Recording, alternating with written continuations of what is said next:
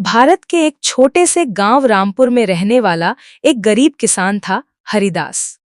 हरिदास के पास बस 2 बीघा जमीन, एक कच्चा घर और एक बेटा था, रमेश।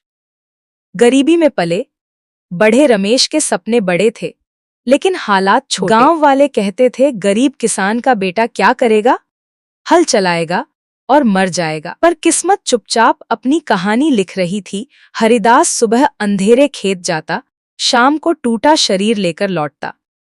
कभी बारिश नहीं, कभी ओले, कभी साहूकार की धमकी। माँ धनिया अपने बेटे से कहती, बेटा, पढ़ाई छोड़ दे, घर का हाल देख।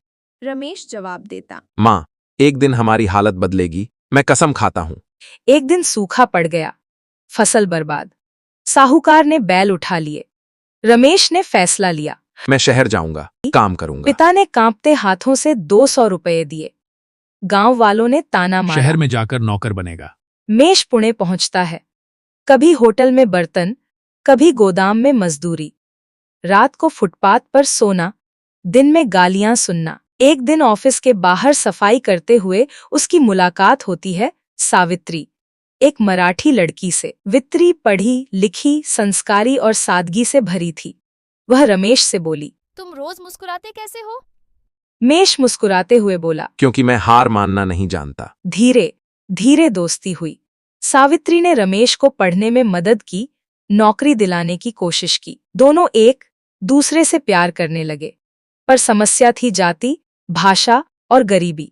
सावित्री के घर वाले बोले, गरीब किसान का बेटा, मराठी भी नहीं। वित्री ने साफ साफ कहा, मुझे इंसान चाहिए, पैसा नहीं। काफी संघर्ष के बाद साधारण शादी हुई। मेष अपनी मराठी बहू को गांव लाया। गांव में कानाफूसी शुरू। देखो, बाहर से बहू ले आया।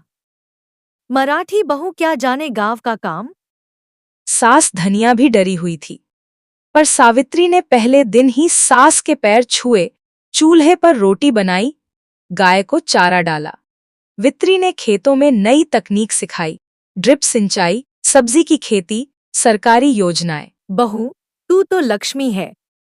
गांव वाले जो हंसते थे, अब सलाह लेने आने लगे। कुछ ही सालों में कच्चा घर पक्का हो गया, कर्ज उतर गया। गांव में रमेश आदर्श किसान बन गया। हरिदास रोते हुए बोला, मेरे बेटे ने मुझे फिर से इज्जत दी। इस कहानी से हमें सीख मिलती है कि इंसान की कीमत भाषा या जाति से नहीं होती। एक अच्छी बहू पूरे परिवार की तकदीर बदल सकती है।